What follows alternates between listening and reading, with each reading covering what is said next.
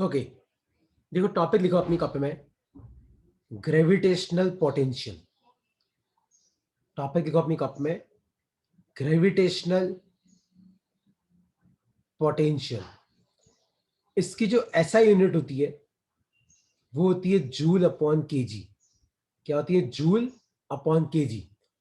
देखो इसके डेरिवेशन पे हम लोग नहीं जाएंगे, लेकिन ये निकालते कैसे आप ध्यान से देखना। अगर मान लो आपके पास कोई मास है m, तो किसी भी मास m से r दूरी पे जो ग्रेविटेशनल पोटेंशियल होता है वो होता है -gm/r। और ये एक स्केलर क्वांटिटी है। कौन सी क्वांटिटी है? स्केलर, मतलब इसकी कोई डायरेक्शन नहीं होती, तो आपको खाली क्या लिखनी होती है? वैल्यू। तो किसी भी मास m से r दूरी पे आपका ग्रेविटेशनल पोटेंशियल कितना होता है? -gm/r। कितना होता है? -gm/r, है ना? तो जैसे मान लो कि मैं तुम्हें पूछूं कि यहां पे 2,0 पे एक 6 kg का मास पड़ा है, आपको बताना है कि 0,2 पे ग्रेविटेशनल पोटेंशियल कितना होगा।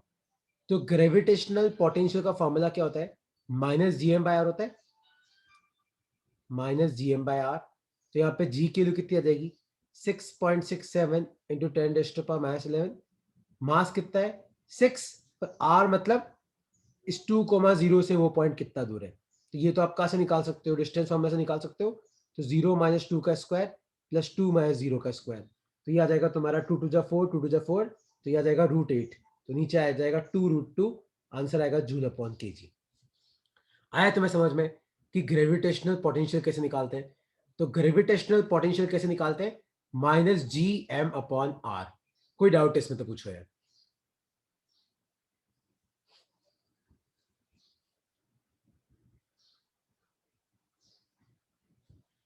ठीक है, अच्छा, ये तो हो गया सिंगल का। नेक्स्ट लिखो, gravitational potential due to multiple masses. Gravitational potential due to multiple masses. मान लो कि आपके पास एक से ज्यादा मास है। सपोज करो कि यहां पे कोई मास पड़ा है m1, मान लो यहां पे कोई मास पड़ा है m2, मान लो यहां पे कोई मास पड़ा है m3, और मान लो ये एक पॉइंट है। मान लो इस पॉइंट से m1 जो है, सपोज करो r1 दूरी पे पड़ा है, m2 जो है सपोज करो r2 दूरी पे पड़ा है, और m3 जो है सपोज करो r3 पे पड़ा है। तो आपको बताना है कि इस पॉइंट पे ग्रेविटेशनल पोटेंशियल कितना होगा। इस पॉइंट पे मान लो ये है पॉइंट नंबर ए। देखो कैसे निकालते हैं।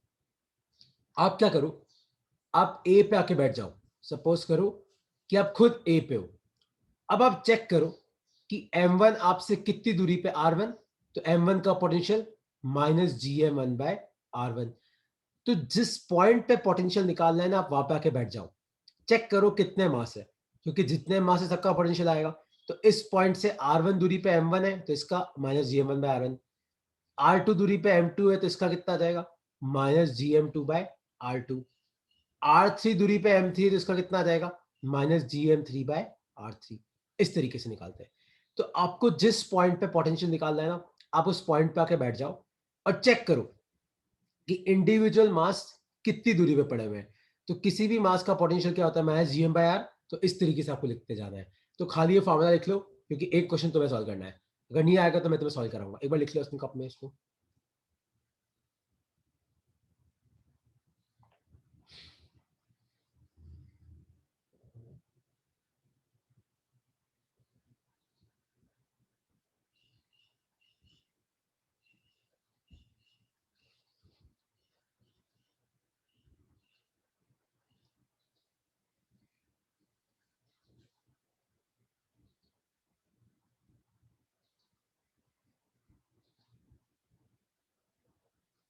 लिख लिया?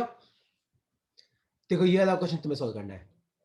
तो क्वेश्चन है ये कि ये कोई स्क्वायर है जिसकी 4 साइड्स है। सॉरी, मतलब ये स्क्वायर है, इसकी 4 वर्टिसेस है। मान लो यहाँ एम पड़ा है, यहाँ एम पड़ा है, यहाँ एम पड़ा है, यहाँ एम पड़ा है, और मान लो ये सेंटर है। मान लो आपको ये डिस्टेंस डी दे रखी है, ये डिस्टेंस भी डी दे रखी है, ये डिस्टेंस भी डी दे रखी है, ये डिस्टेंस भी डी दे रखी है, और मान लो सेंटर है ओ। तो आपको बताना है कि ओ पे पोटेंशियल कितना होगा। ट्राई करो कितना आएगा।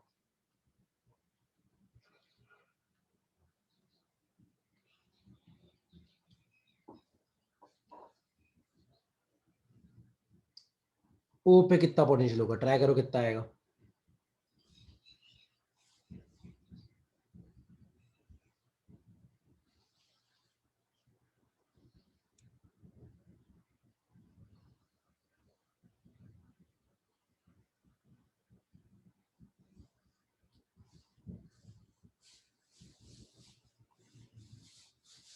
करेक्ट है, आया तुम्हें समझ में? करेक्ट है, -4 GM/d।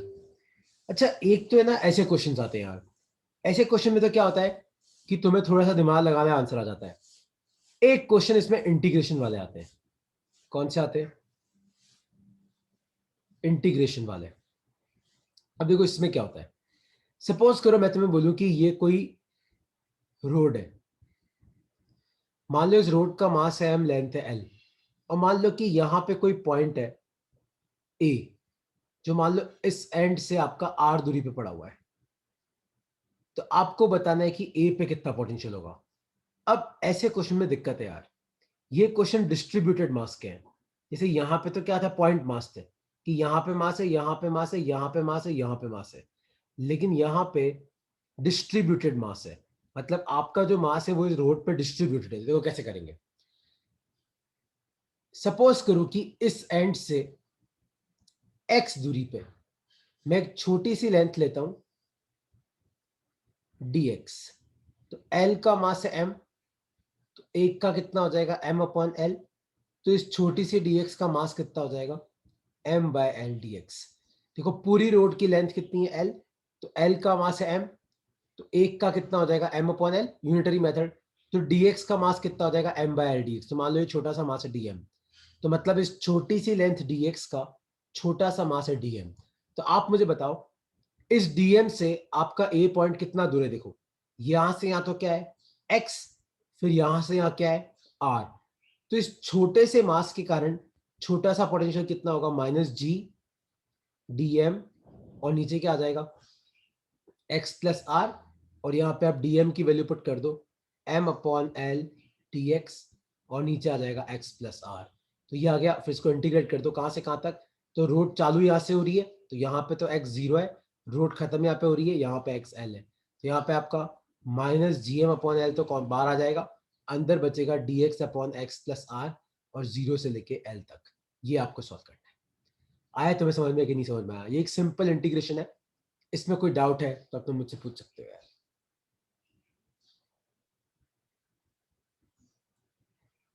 तुम्हें क्लियर हुआ कि नहीं क्लियर हुआ? तानिया कोई डाउट है बेटा? सर एक और बार एक्सप्लेन कर दो मैं। हाँ देख वापस कर देता हूँ मैं, एक सेकंड में ना। सपोज कर कि ये कोई रोड है, इस रोड का मास है m, लेंथ है l, ठीक है, और मुझे इस पॉइंट पे पोटेंशियल पता करना है o पॉइंट पे। मान ली ये o पॉइंट यहां से r दूरी पे है, ठीक है। अब देख कैसे पता करेंगे। यहां पे डिस्ट्रीब्यूटेड मास है, मतलब मास यहाँ पे डिस्ट्रीब्यूटेड है। तो हम क्या करते हैं, सपोज करो इस एंड से x दूरी पे हम एक छोटी सी लेंथ लेते dx। अब l लेंथ का मास है m, तो एक का हो जाएगा m/l, तो dx का मास हो जाएगा m/l dx। मतलब l का मास m है, एक का m/l, dx का मास m/dx। तो मान लीजिए छोटे से मास को मैं लिखता हूं dm, तो छोटी सी लेंथ dx का छोटा सा मास है dm, ठीक है। अब आप ध्यान से देख के बताओ इस छोटे से मास से आपका पॉइंट कितना दूर है r, तो ये x ही है। तो इस छोटे से मास से आपका पॉइंट कितना दूर है x + r, तो इसका छोटा सा पोटेंशियल कितना हो जाएगा -g छोटा सा मास अपॉन x + r। तो dv कितना हो जाएगा -g, dm कितना है m/l dx, और नीचे क्या आ जाएगा x + r। अब इंटीग्रेट कर दो, इंटीग्रेट कर दो, तो dv का इंटीग्रेशन तो v -gm/l कांस्टेंट है, अंदर आ जाएगा dx/x + r। तो lower limit 0, upper limit l, क्योंकि आपकी रोड चालू यहाँ पे हो रही है, खत्म यहाँ पे हो रही है। तो रोड जहां चालू हो रही है वहां पे तो एक्स की वैल्यू कितनी हो जाएगी 0, और रोड जहां खत्म हो रही है वहां पे एक्स की वैल्यू कितनी हो जाएगी एल, क्योंकि एक्स का मतलब है कि इस एंड से आपका पॉइंट कितना दूर है, तो इसको इंटीग्रेट करना है। और dx अपॉन एक्स क्या होता है log x, जिसका आंसर क्या आएगा minus G M upon L log R upon R plus L, ये इसका आंसर है। कोई डाउट है इसमें तो पूछो यार।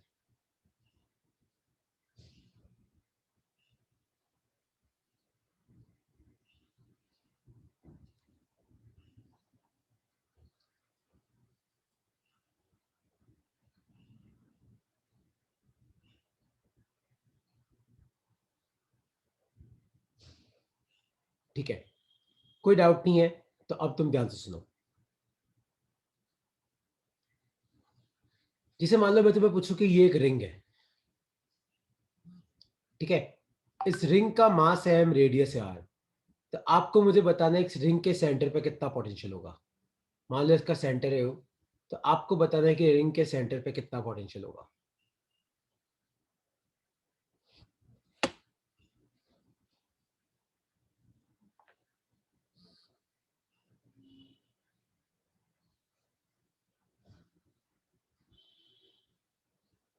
कितना होगा सोचो। जिस पॉइंट पे आपको पोटेंशियल निकालना है आप उस पॉइंट पे आके बैठ जाओ, तो आप ओ पे आके बैठ जाओ, और मैंने तुम्हें क्या बताया कि किसी भी पॉइंट से आर दूरी पे अगर कोई मास है एम, तो उस पॉइंट पे पोटेंशियल कितना होता है minus G M by R होता है। किसी भी पॉइंट से आर दूरी पे अगर कोई एम मास पड़ा है, तो इस मास का पोटेंशियल कितना होगा माइनस जी इंटू कितना मास पड़ा है अपॉन कितनी दूरी पे पड़ा है। तो सेंटर से सारा का सारा मास कितनी दूरी पे पड़ा हुआ है आर दूरी पे, तो ओ पॉइंट पे आपका पोटेंशियल कितना हो जाएगा minus G M upon R हो जाएगा। कोई भी डाउट इसमें तो पूछो यार।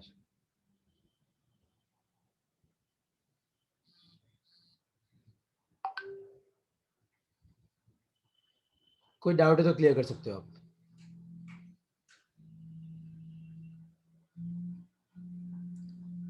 उसी तरीके से अगर मैं तुम्हें पूछूं कि मान लो ये स्फीयर है, मान लो स्फीयर का मास है एम, रेडियस है आर, और ये इसका सेंटर है। अब आपको बताना है कि ओ पे कितना पोटेंशियल है, तो स्फीयर के केस में भी सेम होगा। अभी भी सेंटर से सारा का सारा मास कितनी दूरी पे पड़ा हुआ है आर दूरी पे, तो अभी भी सेंटर पे पोटेंशियल कितना होगा minus G M by R. आया तुम्हें समझ में? तुम्हें बेसिक कंसेप्ट याद रखना है कि जिस पॉइंट पे आपको पोटेंशियल निकालना है ना, चेक करो कि उस पॉइंट से कितनी दूरी पे मास पड़ा हुआ है। तो अगर आर दूरी पे एम पड़ा है तो पोटेंशियल कितना होता है minus G M by R होता है। आया समझ में? इसमें कोई डाउट है तो पूछो। शौर्य कोई डाउट है इसमें तो पूछो।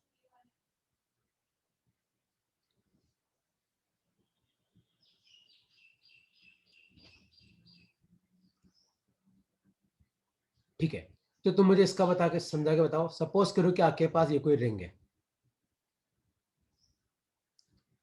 मान लो ये कोई रिंग है आपके पास, और मान लो ये रिंग का सेंटर है, और मान लो रिंग का रेडियस है आर, और मान लो रिंग का मास है एम, और मैं तुम्हें पूछ रहा हूं कि तुम मुझे इस पॉइंट पे पोटेंशियल निकाल के बताओ, सेंटर से एक्स दूरी पे, इस पॉइंट पे।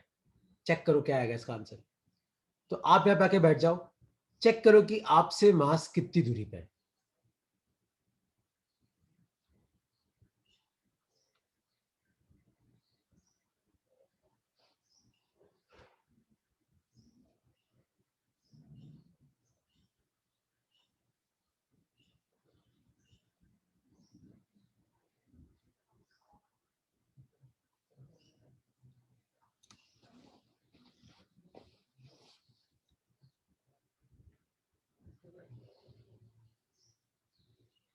नहीं दानिया, देख बेटा, अगर आप यहां पे खड़े हो ना, तो देखो, सपोज करो कि यहां पे अपन कोई मास लेते हैं इस जगह, तो आप मुझे बताओ आपसे ये कितनी दूरी पे होगा।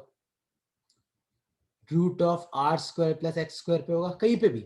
अगर रिंग का मान ले ये वाला हिस्सा उठा ले, अब इसको ज्वाइन कर, 3D में देख, तो ये आर है, ये एक्स है, तो ये भी कितनी दूरी पे, R square plus X square. तो ध्यान से देख, तेरे से सारा का सारा मास कितनी दूरी पे, इतनी दूरी पे, तो पोटेंशियल कितना आ जाएगा minus G M upon root R square plus X square. तो ये potential on an axis passing through centre of ring. तो सेंटर ऑफ रिंग से मान लो कोई एक्सिस पास कर रही है, तो सेंटर से एक्स दूरी पे पोटेंशियल कितना होता है? इतना होता है। लिख लो अपनी कॉपी में। बट सर सेंटर से मतलब सेंटर का पोटेंशियल नहीं, मतलब वो निकालना है ना, तो सेंटर ऑफ फिर मास से नहीं देखते। यहाँ पे जब भी तुझे पोटेंशियल निकालना है ना, कभी भी सेंटर ऑफ मास से मत देखना। जैसे याद है अपन ने रोड वाला क्वेश्चन किया था, याद है? देखो ऊपर ये ना, तो यहाँ पे भी मैंने ऐसा थोड़ी बोला कि सेंटर से कितना दूर है बता। मैंने देख क्या किया, मैंने इंडिविजुअल छोटे छोटे का निकाल के इंटीग्रेट किया कि नहीं किया? तुम सोचो, मैंने ऐसा तो नहीं बोला कि चेक करो कि सेंटर ऑफ मास से अपना पॉइंट कितना दूर है, और मैंने ऐसा तो नहीं लिखा कि अच्छा सेंटर से कितना दूर होगा, ये आर है, ये एल है, तो एल बाय टू। तो मैंने ऐसा थोड़ी बोला कि कितना होगा minus G M upon R plus L by two. ऐसे नहीं कर सकते। अगर तुम्हें ग्रेविटेशनल पोटेंशियल निकालना है ना, तुम्हें छोटे छोटे मास लेके चेक करना पड़ेगा। अपने को यहाँ पे फायदा क्या है कि अपन कहीं पे भी छोटा सा मास ले, कहीं पे भी किसी भी जगह। तो ध्यान से देख, कहीं से भी तुम छोटा सा मास लोगे ना, वो इस पॉइंट से बराबर दूरी पे है, क्योंकि एक कॉनिकल टाइप बन रहा है। इस तरीके से कौन बन रहा है? तो अपना जो पॉइंट है ना, वो इस रिंग के सरकमफ्रेंस से कोई भी पॉइंट ले ले, तो उससे बराबर दूरी पे। कितनी दूरी पे? इतना। तो पोटेंशियल कितना आएगा? Minus G M upon root R square plus X square. तो सेंटर ऑफ मास से मत देखना।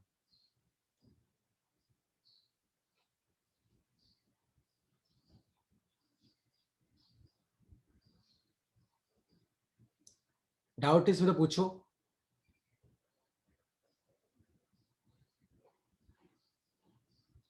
शौर्य कोई डाउट है? कोई डाउट है तो क्लियर करो यार।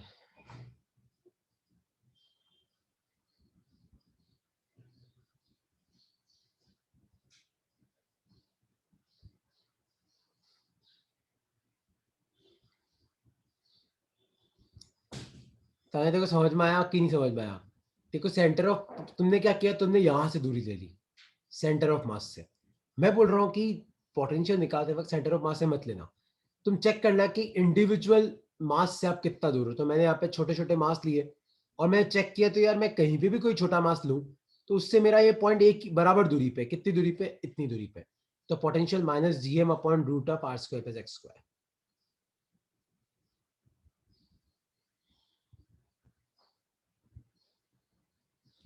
ओके, देखो आप मेरी बात ध्यान से सुनो। लिखो अपनी कप में, पोटेंशियल ड्यू टू शेल।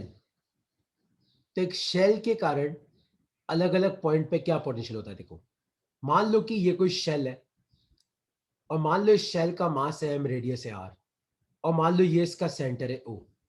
ठीक है? तो मान लो कि मैं कोई एक पॉइंट ए यहां पे लेता हूं, एक पॉइंट बी यहां पे लेता हूं, एक पॉइंट सी यहां पे लेता हूं। याद रखना कि सपोज करो कि ये डिस्टेंस है R1। तो अगर R1 मान लो R से कम है, मान लो कि आपका पॉइंट शेल के अंदर है, R1 का मतलब है सेंटर से कितना दूर है, तो आपका पोटेंशियल होगा minus G M upon R. तो शेल के अंदर तुम कोई भी पॉइंट ले लो, चाहे सेंटर चाहे कोई भी पॉइंट, सब जगह आपका पोटेंशियल सेम होता है। कितना होता है? Minus G M by R. मान लो कि अब हम बी पे निकालते हैं। मान लो ये तो पॉइंट ए है, मान लो बी पॉइंट पे। तो बी पॉइंट तो कहाँ है? सरफेस पे। तो आर टू किसके बराबर हो जाएगा? आर के। याद रखना कि बी पॉइंट पे भी आपका पोटेंशियल कितना होगा? Minus G M upon R. तो शेल के अंदर और शेल के सरफेस पे सब जगह पोटेंशियल की वैल्यू सेम होती है। और कितनी होती है? Minus G M by R. लेकिन मान लो कि ये कोई पॉइंट सी है, जो मान लो शेल के बाहर है, और मान लो सेंटर से R3 दूरी पर। सपोज करो कि R3 जो है वो ग्रेटर देन आर है। तो याद रखना, अगर आप शेल के बाहर हो ना, तो पोटेंशियल हो जाएगा minus G M upon R3। तो शेल के अंदर और शेल के सरफेस पे तो आपको सोचने की जरूरत ही नहीं है, सब जगह ग्रेविटेशनल पोटेंशियल सेम है। कितना है? Minus G M by R. ठीक है? लेकिन आर मतलब रेडियस। लेकिन अगर तुम शेल के बाहर हो, तो फिर रेडियस पे डिपेंड नहीं करेगा। तो किस पे डिपेंड करेगा? कि आप सेंटर से कितना दूर हो। तो minus G M upon R three. तो इसका ग्राफ कैसा बनता है? इसका ग्राफ ऐसे बनता है, देखो। तो मान लो कि ये 0 है, 0 मतलब सेंटर, और मान लो ये रेडियस है। तो जब तक आप सेंटर से रेडियस तक आते हो तब तक आपका पोटेंशियल कांस्टेंट रहता है, मतलब सेंटर से सरफेस तक आते हो तब तक आपका पोटेंशियल कांस्टेंट है कितना, माइनस जीएम बाय आर, और फिर आपका पोटेंशियल घटता है इस तरीके से। लिख लो अपनी कॉपी में। तो gravitational potential due to shell, तो किसी भी शेल के कारण ग्रेविटेशनल पोटेंशियल कैसे निकालते हैं, अंदर सब जगह सेम है, माइनस जीएम बाय आर अंदर और सरफेस पे, लेकिन जैसे ही तुम सरफेस से बाहर जाओगे तो फिर जो नीचे आर है ना, उसका मतलब है डिस्टेंस फ्रॉम सेंटर।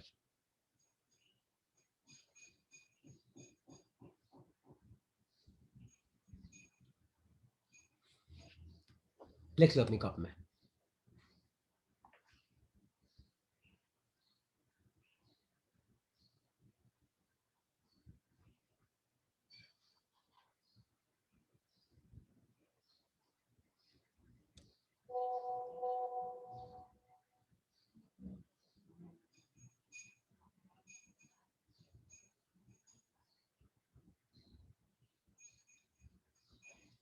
लिख लिया? कोई डाउट तो नहीं है इसमें?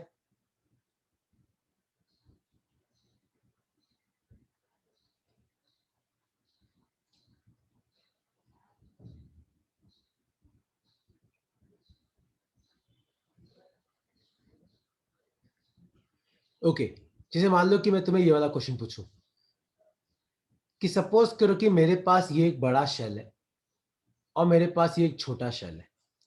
मान लो इसका मास है एम, रेडियस है आर, मान लो इसका मास है एम, रेडियस है 3r, और मान लो यहाँ पे कोई पॉइंट है, ठीक है, और मान लो ये पॉइंट सेंटर से, मान लो ये भी आ रहा है, ये भी आ रहा है, तो हम आपको बताना है कि ए पॉइंट पे कितना पोटेंशियल होगा। देखो किसी भी पॉइंट पे कितना पोटेंशियल होता है, जितने उस पॉइंट के आसपास मास होते हैं। तो अपने ए पॉइंट के पास दो शेल है, एक तो छोटा वाला एक बड़ा वाला, देखो कैसे निकालेंगे। आप मुझे बताओ कि जो ए पॉइंट है वो बड़े वाले शेल के अंदर है कि बाहर है? बड़े वाले शेल के अंदर है। तो अंदर तो मैं तुम्हें क्या बोला, पोटेंशियल क्या होता है, माइनस जीएम अपॉन रेडियस कितनी है, 3r। लेकिन जो ए पॉइंट है वो छोटे वाले शेल के तो बाहर है। तो अगर बाहर है तो दूरी कहां से देखी जाती है, सेंटर से। तो सेंटर से कितना दूर है, 2r, तो पोटेंशियल कितना हो जाएगा, माइनस जीएम अपॉन 2r। ये आ गया तुम्हारा आंसर। आया समझ में कि नहीं समझ में आया? तो तुम मुझे इस पॉइंट पे पोटेंशियल निकाल के बताओ। मान लो ये पॉइंट बी है, चेक करो बी पे कितना आएगा।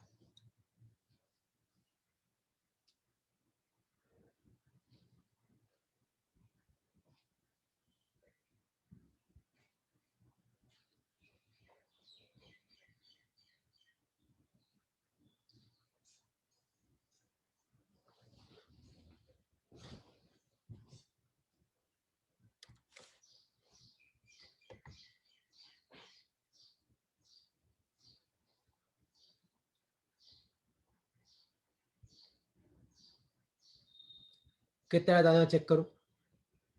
तो बी पॉइंट अंदर वाले शेल के तो बाहर है, तो सेंटर से कितना दूर है, 3r, और बाहर वाले शेल का कितना ही होगा।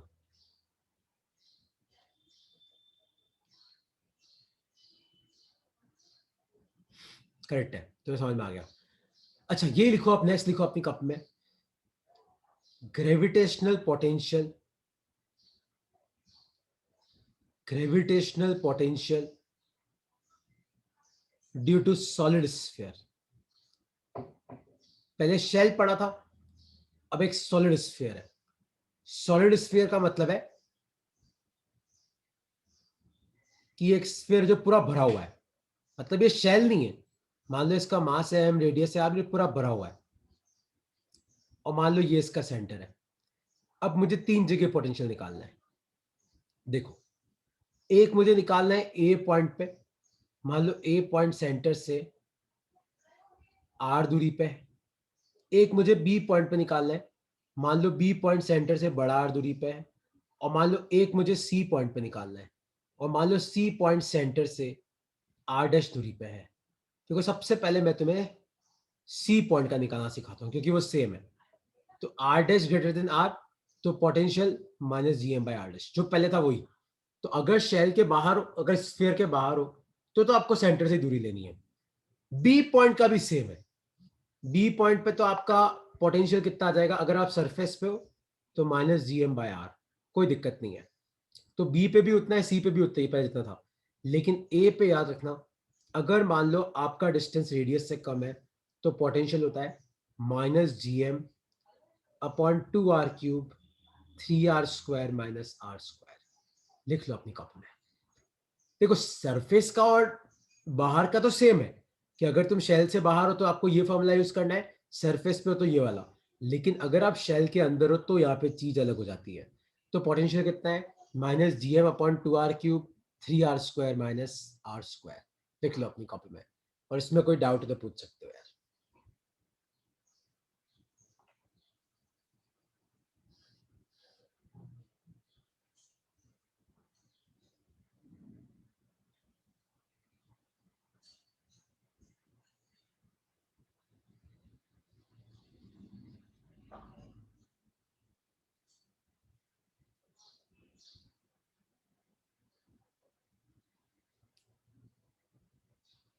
लिख लो।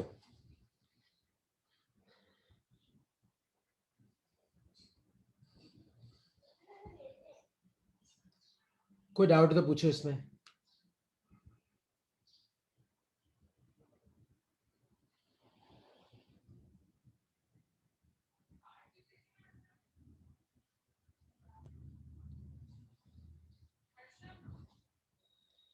तो अगर आप बाहर हो तो उतना ही है, सरफेस है तो भी उतना है, लेकिन अंदर हो तो फॉर्मूला क्या है, -gm/2r³ 3r² -r²।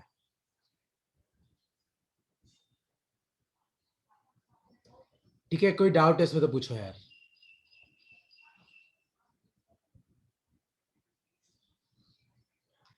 ओके, तुम मुझे ये करके बताओ फिर। सपोज करो कि आपके पास ये कोई सॉलिड स्फीयर है, इसका मास है m, रेडियस है r, ये इसका सेंटर है, और मान लो ये कोई पॉइंट है a जो सेंटर से r/2 दूरी पे है, और मान लो ये सेंटर है o। तो आप मुझे बताओ a पे पोटेंशियल कितना होगा और o पे कितना होगा, ट्राई करो।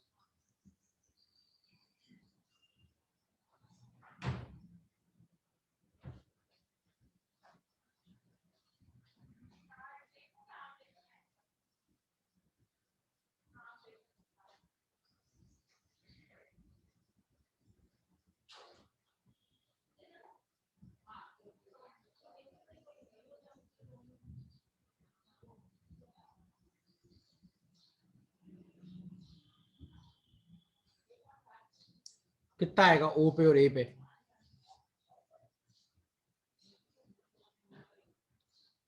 फॉर्मूला है -gm/2r³ 3r² -r², और इस r का मतलब होता है डिस्टेंस फ्रॉम सेंटर। छोटे r का मतलब क्या है, डिस्टेंस फ्रॉम सेंटर। तो -gm/2r³, तो अगर o पे निकाले तो o पे तो r 0 हो जाएगा, तो ये हो जाएगा -gm/2r³ इंटू 3r²। तो ये तो कितना आ जाएगा, -3gm/2r। लेकिन ये अगर मान लो मुझे a पे निकालना है तो फिर r की जगह क्या पुट करना पड़ेगा, r/2। ठीक है, इस तरीके से आपको इस फॉर्मूले को यूज करना है। लेकिन भाई गलती से भी आप इस फॉर्मूले को बाहर यूज मत कर लियो, बाहर किसी पॉइंट पे। ये वाला फॉर्मूला कब एप्लीकेबल है, अपने शेल के अंदर, सॉरी यार स्फीयर के अंदर। ठीक है, अच्छा अब दो चीजें और है देखो। एक है ग्रेविटेशनल फील्ड, जैसे इलेक्ट्रिक फील्ड होता है इलेक्ट्रोस्टैटिक्स में, कि किसी भी चार्ज के कारण इलेक्ट्रिक फील्ड कितनी होती है, वैसे भी कोई भी मास होता है ना, तो उससे r दूरी पे क्या होती है, ग्रेविटेशनल फील्ड होती है। तो ग्रेविटेशनल फील्ड का फॉर्मूला होता है -dv/dr। लिख लो अपनी कॉपी में। और v आपका पोटेंशियल है जो मैं तुम्हें आज निकालना सिखाया। लिख लो अपनी कॉपी में।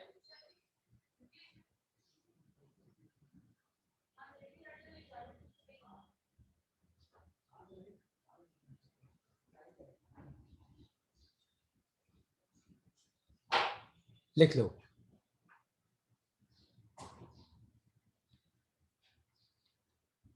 हाँ शौर्य, क्या पूछना है इसमें? ए पे निकल जाएगा ना, देख, minus G M upon 2r³ 3r² minus r/2 का होल स्क्वायर।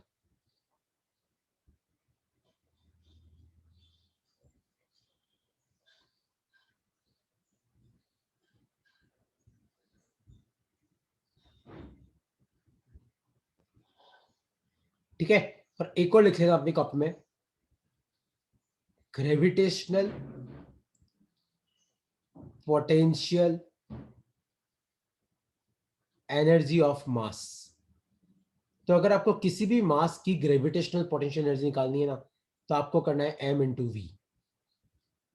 वी मतलब potential at that point. Potential, मैं एक क्वेश्चन तो मैं कराऊंगा इसका, इन दोनों फॉर्मूले को समझाने के लिए। तो अगर आपको किसी भी पॉइंट पे ग्रेविटेशनल फील्ड निकालनी है, तो उसका फॉर्मूला होता है minus D V by D R. ठीक है, वी मतलब पोटेंशियल। और आपको ग्रेविटेशनल पोटेंशियल एनर्जी निकालनी है किसी मास की, तो उसका फॉर्मूला होता है एम इंटू वी। वी मतलब होता है पोटेंशियल एट दैट पॉइंट। लिख लो ये दोनों फॉर्मूले अपनी कॉपी में।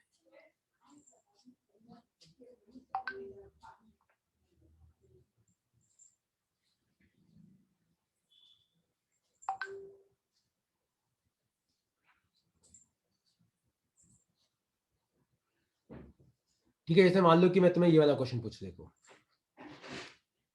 सपोज करो मैं तुम्हें ये वाला क्वेश्चन पूछूं कि मान लो कि हमारे पास ये कोई सॉलिड स्फीयर है, मान लो इसका मास है m, रेडियस है r, सॉलिड स्फीयर है, और मान लो ये इसका सेंटर है, और मान लो कि ये कोई पॉइंट है जो सेंटर से 2r/3 दूरी पे है। कहाँ पे? 2r/3। तो आपको बताने कि एक तो इस पॉइंट पे ग्रेविटेशनल फील्ड कितनी होगी, दूसरा आपको बताना है कि अगर मैं इस पॉइंट पे कोई मास रखता हूं m, तो आपको बताना है कि इस मास की पोटेंशियल एनर्जी कितनी होगी।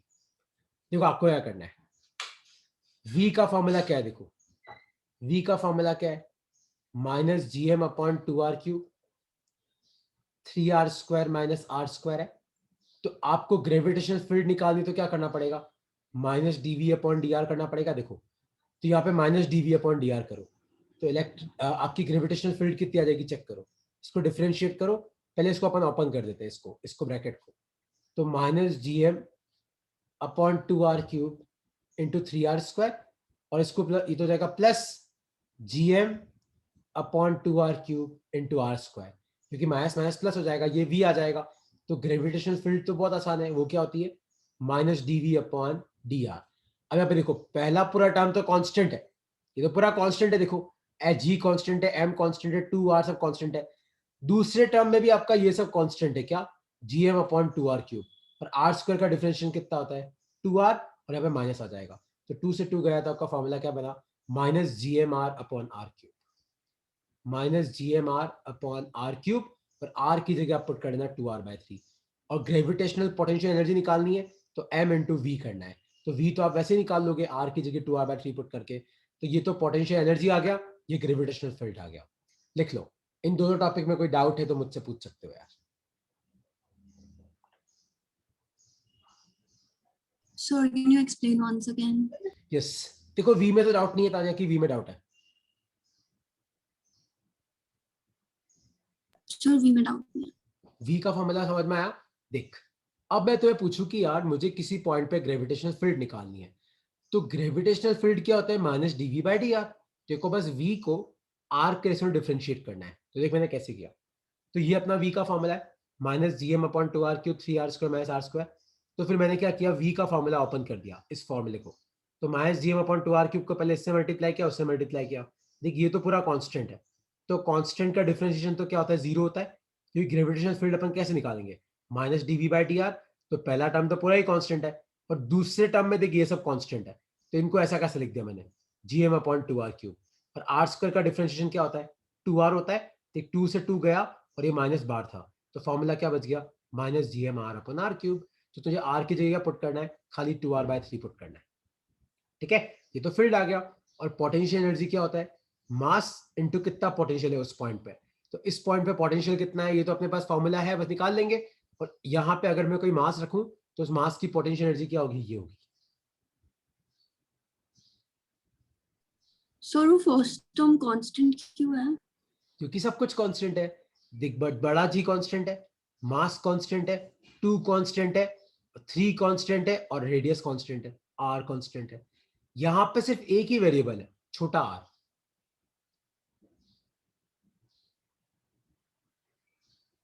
बट सर जब लाइक छोटे आर को कन्वर्ट करते हैं 2/3 आर, तो फिर वो भी तो कांस्टेंट हो जाएगा। हाँ, याद रखना बेटा, अगर कोई भी चीज मैथमेटिक्स में, अगर कोई भी चीज किसी वेरिएबल को डिफरेंशिएट करने पे आती है ना, तो वैल्यू डिफरेंशिएट करने के बाद पुट की जाती है, पहले पुट नहीं की जाती। ऐसे तो यार कभी भी होगा ही नहीं ग्रेविटेशनल फील्ड।